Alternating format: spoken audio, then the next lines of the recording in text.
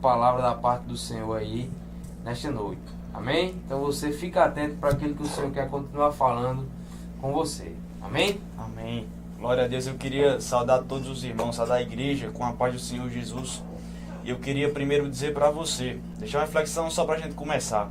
Se a Bíblia fosse uma máscara, quantas vezes você tem usado ela para proteger sua vida de doenças? Quantas vezes você tem usado ela?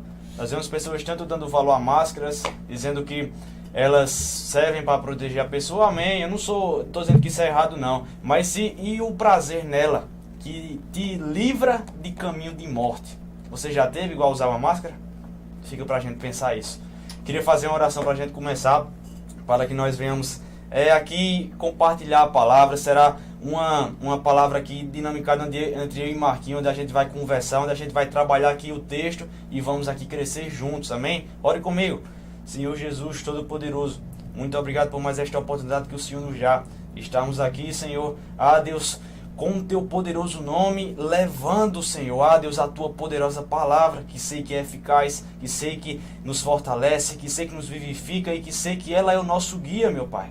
Peço que o Senhor nos ajude e que o Senhor crie fé em nossos corações cada dia mais forte, para que diante de todas as circunstâncias e todas as situações nós venhamos nos alegrar e render graças ao Senhor.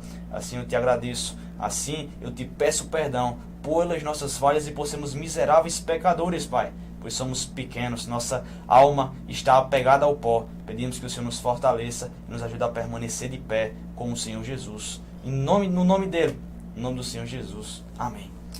Amém, irmãos? Vamos começar. Eu queria que vocês abrissem vossas Bíblias lá na carta de Paulo aos Filipenses, para a gente começar. Na carta de Paulo aos Filipenses, no capítulo 3. No capítulo 3, irmãos, nos versículos, para a gente começar a trabalhar só 14 e 15. Para a gente começar. Não, dos versículos 13 e 14, irmãos. Carta de Paulo aos Filipenses, capítulo 3, versículos 13 e 14. Para a gente iniciar aqui hoje, este momento. Que diz assim, versículo 13.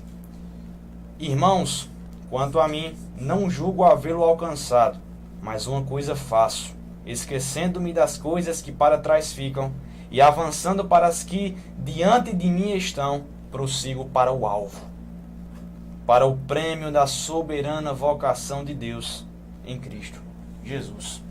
Amém. Esta é a palavra que eu queria trabalhar com vocês esta noite aqui, eu com o nosso irmão Marquinho aqui, para que a gente cresça nisso, entendendo que o Senhor nos chama para prosseguir para o alvo. E que alvo é esse? Vamos trabalhar hoje à noite isso. É bom, irmãos, a gente relembrar que o começo desta carta, o começo deste capítulo, para falar a verdade, no versículo 1, Paulo lembra a igreja a respeito da alegria que o Senhor nos dá. Paulo lembra a igreja aqui a respeito da alegria que o Senhor nos dá. Paulo diz aqui, quanto ao mais, irmãos meus, alegrai-vos no Senhor. A mim não me desgosta e é segurança para vós outros. Perceba isso, irmãos, que nunca nós devemos nos cansar de alegrar-nos no Senhor, porque esta é a nossa força, esta é a nossa segurança, meus irmãos. Se a gente for pegar um panorama do Antigo Testamento, no Antigo Testamento, Deus alerta Israel para não esquecer sua palavra, e ele mesmo a relembra para o povo, dando ênfase nisso. A gente vem entender isso, meu irmão, guarda isso no seu coração. Os que relembram a verdade, promovem segurança diante da mentira que constantemente ameaça. Quer prova na Bíblia disso? Romanos 12. Romanos 12, nós vemos ali, Paulo ali inicia aquela carta e diz, não vos conformeis com este século, mas transformai-vos pela renovação da vossa mente, para que experimenteis qual seja a boa, perfeita e agradável vontade do Senhor. Meu irmão, é transformar pela renovação da mente. É transformar pela renovação, não é inovação. Ou seja, nós não precisamos, meus irmãos, inovar nossa mente com acréscimos. Esqueça acréscimo. Tudo o que nós devemos acrescentar na nossa mente está aqui na palavra. E ela que deve ser relembrada. Porque quando nós relembramos a verdade, nós promovemos segurança diante de uma mentira que constantemente ameaça. Jesus, lá no Evangelho de João, capítulo 14, versículo 26, Jesus ali falando do Espírito Santo, vai dizer assim, ó: mas o Consolador, o Espírito Santo, a quem o Pai enviará em meu nome, esse vos ensinará todas as coisas e vos fará lembrar de tudo o que vos tenho dito, meus irmãos. Vos fará lembrar, que você seja renovado, que você se lembre pelo Espírito Santo que habita em mim e habita em você, que nós não precisamos de acréscimos em nossa mente, mas sim relembrar a verdade, porque esta sim promove segurança. E como o apóstolo Paulo começa ali dizendo: eu não me desgosto a falar isso, alegrem-se no Senhor, porque Ele é a nossa segurança, Ele é a nossa força, meus irmãos. Se nós estamos desanimados, alegre-se no Senhor, porque Ele promove segurança. Se nós estamos fracos, alegre-se no Senhor, porque Ele é a nossa força. E a gente venha entender isso para começar a trabalhar aqui. No versículo 1, Paulo ali deixa isso bem claro. E no versículo 2, Paulo começa a avisá-los, a igreja ali de Filipos, começa a avisá-los sobre os cães. Que tipo de cães são esses? Cães estes que pregavam a fala da circuncisão, que eles pregavam a falsa circuncisão, para falar a verdade. Cães que buscam os doentes na fé. É esse mesmo, sabe? Os cães do Antigo Testamento são cães que buscavam as presas mais fáceis, irmão Marquinhos. São cães que buscavam ali os desprezados, digamos assim, para tipo comer o resto de um morto-vivo. E por que Paulo aqui chama estas pessoas de cães? Porque são estes cães que tinha aqui no tempo aqui de Paulo aqui, que ele avisa aqui, que pregavam a falsa circuncisão. Cães que buscam os doentes na fé, que são capazes de devorar a carne dos outros com pregações que pelo simples ato da circuncisão os tornava aceitáveis diante de Deus. Era isto que aconteceu no contexto aqui da carta aos Filipenses. Existiam pessoas ali que se levantavam ali, prontas para devorar a carne ali dos outros ali, para dizer: ei, faça a circuncisão, porque isso torna você aceitável diante de Deus. E nós bem sabemos que nenhum ato físico, nenhum ato que nós podemos fazer pode nos tornar aceitáveis diante de Deus. Somente a obra de Cristo que nos tornou aceitáveis, que nos justificou diante do Senhor. Somente para ela. Não existe circuncisão, não existe outro ato, uma caridade, fazer o bem fora de Cristo. É a mesma coisa que nada. Nós vemos várias igrejas que, entre as vezes, que se levantam sendo instituições de caridade e fazem o bem. Só que fica a pergunta: estas pessoas fazem por fazer ou sabem por que estão fazendo? Evangelho, viver por Cristo não é fazer por fazer. É você saber o porquê você está fazendo. O Senhor é o motivo. O que o Senhor fez em nossas vidas é o motivo. O sangue do Senhor é o motivo. Nós devemos nos alegrar nisso. Não é fazer por fazer, meu irmão. Quando você fizer alguma coisa, não faça por fazer. Faça entendendo por que você está fazendo. Faça alegrando-se no Senhor, porque Ele é bom. E continua. No versículo 3, Paulo ali declara ali que contextualizando para a gente, que nenhuma circuncisão física pode remover nossa disposição rebelde, ligada à nossa carne pecaminosa. Somente o Espírito de Deus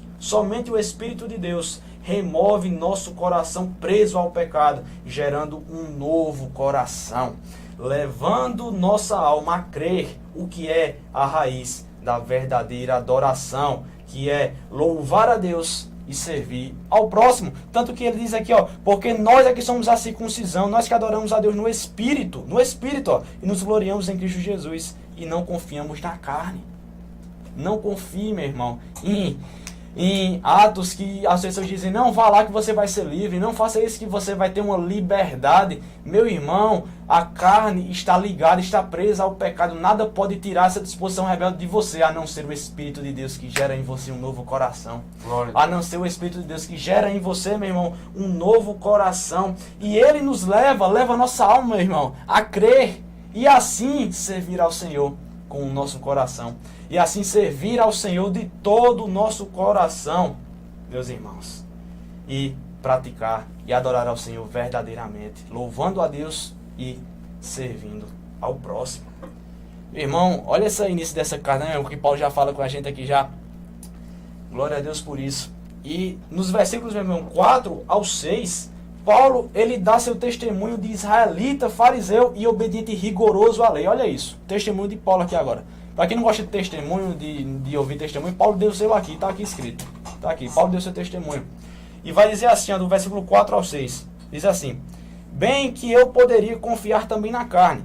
Se qualquer outro pensa que pode confiar na carne, eu ainda mais. Se considerado o 8º dia, da linhagem de Israel, da tribo de Benjamim, hebreu de hebreus, quanto à lei, fariseu, quanto ao zelo, perseguidor da igreja. Olha isso. Quanto à justiça que há na lei, irrepreensível. Ou seja, Paulo aqui dá o seu testemunho de israelita, fariseu e obediente e rigoroso à lei. Era tão zeloso que perseguia a igreja. Verdade. Olha isso. Interessante, Silé, que com 6 anos de idade, 5 anos de idade, Paulo já, pela cultura, na religião dele ali, ele já tinha que ter decorado o Pentateuco. É verdade. Entendeu? E quando a gente pega para isso, olha esse testemunho, meus irmãos, de Paulo aqui, que ele está dizendo aqui: se alguém queria confiar na carne, eu ainda mais poderia confiar. Eu ainda mais, porque sou israelita, sou fariseu, sou irrepreensível quanto à lei, persegui até a igreja de tanto zelo. E agora, meus irmãos, preste atenção nisso, ele dá o seu testemunho, de israelita, de fariseu, de obediente e rigoroso à lei. Mas percebe o que é que Paulo diz no versículo 7.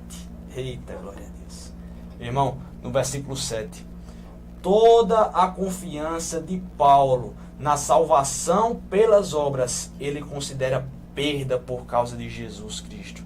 Meu irmão, toda a sua confiança de salvação nas obras que você pratica, que venhamos considerar perda por causa de Jesus, o Salvador. Olha o que Paulo diz: mas o que para mim era lucro, testemunho aqui, mas o que para mim era lucro, isto considerei perda por causa de outra Cristo. coisa interessante, que Paulo aqui, ele era conhecido, podemos dizer assim, ali mundialmente, porque ele era conhecido ali em geral ali. Verdade. Por isso que ele está dizendo que para mim era lucro, ou seja, a fama. Ele era um doutor da lei. Ele era um cara que era conhecedor de tudo aquilo, né? Ele era um cara que sabia onde é que estava, sabia defender, né, os seus pensamentos. E aí ele achava que isso era fama, ele achava que isso era lucro.